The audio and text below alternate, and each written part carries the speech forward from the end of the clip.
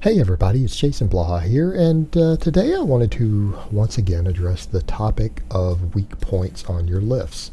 A lot of people actually have this idea, and I know it's a very common thing, and people train for it and everything else, and unfortunately a lot of this comes from the equipped lifting world, and it doesn't necessarily apply to raw lifters, whether you're a raw power lifter or someone who just wants to increase one of their lifts because you know that you're going to get bigger. Let's say you're bench pressing or squatting or whatever for hypertrophy, because these are great exercises for putting size on you, not just strength, because they're big exercises that work a lot of different muscles. But people get this idea that they have weak points in the exercise and that those weak points actually change and that they're different from person to person. And there's a lot of strength and conditioning coaches who train raw lifters only who address this and point out this is absolutely a myth. It's absolutely a myth. And I want people to stop and think on that. Just look at some basic biomechanics. Take an exercise like the deadlift. The hardest part of the deadlift is always at the bottom. It's always at the bottom. And a lot of guys will say, well, I need to train my lockout. I need to train my lockout. Why? If you can do rack lockouts or rack pulls with a heavier weight than you pull off the floor, even 10 pounds heavier, then the lockout's not your weakness, is it? And the thing is, the majority of guys out there can pull hundreds of pounds more on their lockout than they can off the floor. So it really begs the question of how could that possibly be your weak point? The lockout on the deadlift is just easier in general. From a leverage perspective, if you just look at the basic biomechanics and the levers, it's dramatically easier. It takes less muscle and less work to lock the same weight out than it does to break it off the floor. Again, just basic biomechanics. And we'll get to why people get this misconception in a minute, but the same thing, take your bench press. What's the weakest part of the bench press? Off the chest. If you pause on the chest, that's always the hardest part. Again, biomechanically speaking, that's the hardest part. It's way easier to lock the weight. And again, you want proof, go practice some lockouts. Do board presses, do rack presses, and then notice that sometimes you can add 200 pounds to the bar more than you press off of your chest from a pause, and sometimes for reps. So here's the question. How is it even possible that your lockout is a weakness? For example, let's say you can bench 275, pause, and you try to do 280, you can't lock it. But then you go do a rack lockout and you find you can do 400 pounds. Or off of a 3 board, you can do 400 pounds when you only have to do the last few inches of the lift. That's pretty common, actually. So why do you think that you have the sticking point at the top? It's mainly because you've used all your energy at the bottom, because you're simply not strong enough to lift the weight. All of these big exercises are weakest at the worst biomechanical point. That's always where you're the weakest. That's where everybody is the weakest. It's off the floor on the deadlift. It's off your chest on the bench press. It's out of the bottom of the hole on your squat. Now, sometimes on the squat, it might be a couple inches higher, depending on your stretch reflex and things like that and how deep you're going. But generally, it's at the bottom or very close to the bottom. So again, people go and they spend a lot of time training these things and not realizing their lockout isn't the weakness. Now, the argument could be made for specificity of training. I could say, well, obviously you just need to get stronger on the bench press. And while there's truth to that, that isn't always the solution, because what we oftentimes find is that we have weak links in the chain. Meaning, let's say your bench press. We have multiple muscles involved. There's obviously a lot of stabilizers, but the primary muscles are going to be your pecs, your anterior deltoids, and your triceps. Now, if any of those muscles is the weak link in the chain, it's going to limit the amount of weight you can use. And when I say the amount of weight you can use, I don't just mean for a 1 rep max. I mean for your 5 rep sets, your 8 rep sets, your 10 rep sets.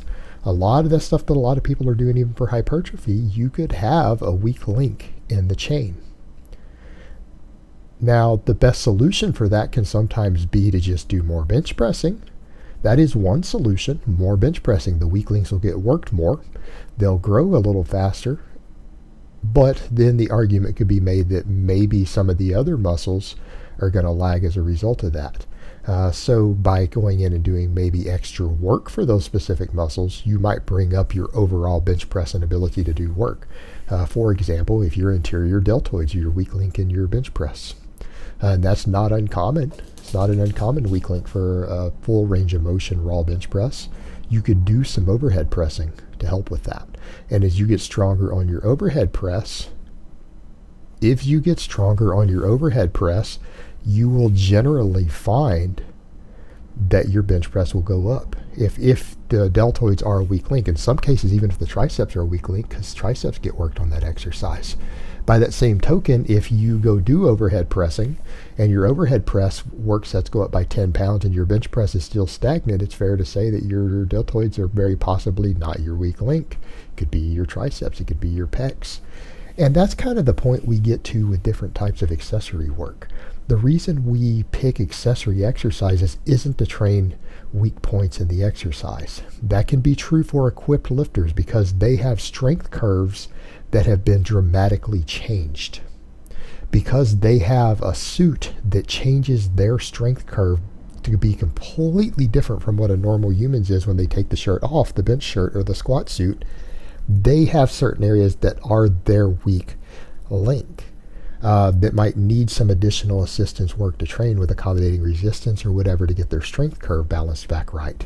But for you as a raw lifter, you're actually usually going to find that your bench press will improve if you do more pause bench work. Pausing on the chest more, getting stronger from the dead stop will generally improve your bench press because off of the chest is going to be your weak link. And it doesn't mean that it's a specific weak point, but you could have specific muscles that are contributing to that weak link.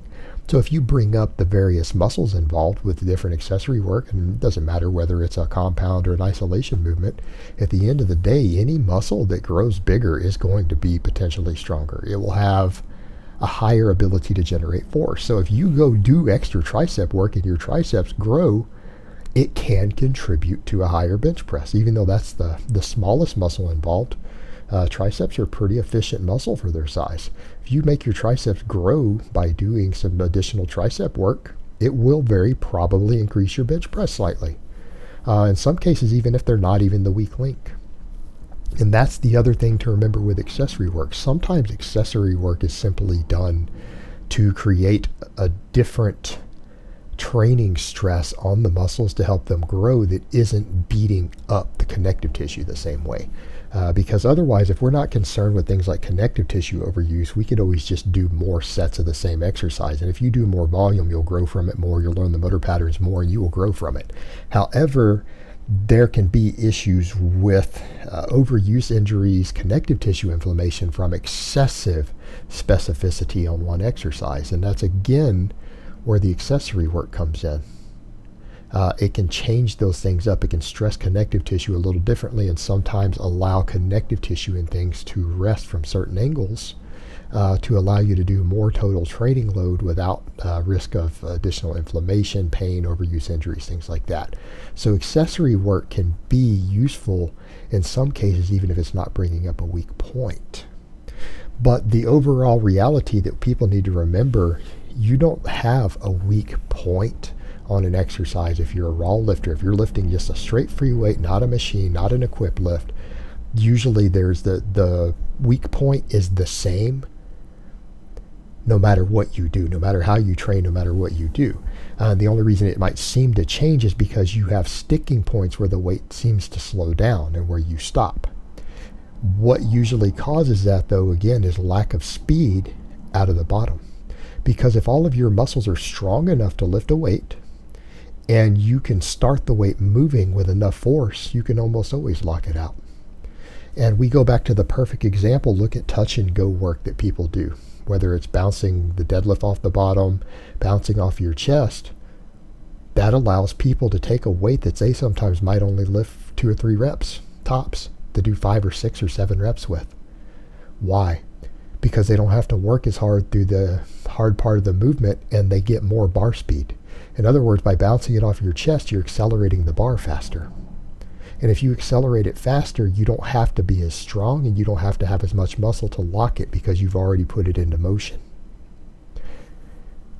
So when you look at it from that perspective and understand that it's just easier because you're using inertia to get the weight started by bouncing it, whether it's off the floor or off your chest, that starts to make sense. If you think about that, that should really turn an on switch on to where you say, okay, now I understand. I just have to get the weight moving faster. The difference is, in that case, you're using an external force. You're using inertia and bounce to get the weight started faster instead of using your muscles. Instead of, say, using your pecs on the bench press. Instead of using your glutes and hamstrings on the deadlift, you're using inertia to get the weight started faster. When you do that, it's a lot easier to lock. In fact, you can do extra reps. You can sometimes do 5 reps with your 1 rep max, can't you? When you're willing to bounce it. Sometimes more. And again, it's because you're moving the bar faster by cheating. So it goes back to the point, if you can just move the bar faster from the start using your muscles, you'll be able to lift more weight, or you'll be able to lift the same weight for more reps, won't you? But again, you do it through muscle recruitment. And ultimately, the thing that we have to remember, we don't have weak points because that weak point is the same. It's the same on all exercises like that, big exercises for all people. It's the start. We're just not strong enough to actually lift the weight. And that's the difference that we need to admit sometimes. We don't have a weak point in the lift. We are just too weak to lift the weight that we're trying to lift with correct form. And the only way to correct that is to get stronger.